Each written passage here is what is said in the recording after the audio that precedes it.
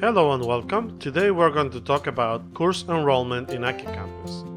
You can add student enrollment in Aki Campus using two ways: manually entering the information and via imports. To enter manually the information of student enrollment, you can click General, Users, and then you can go to a particular user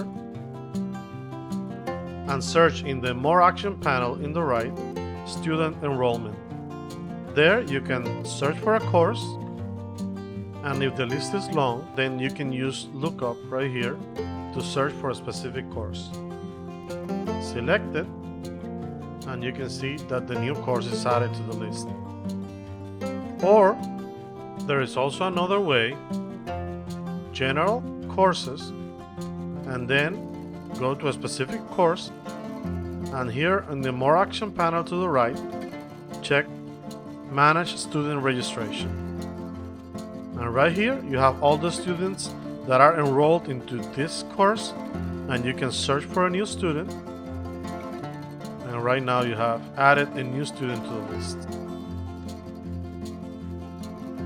That is all for today. Thank you for watching and stay tuned for more videos like this. Goodbye.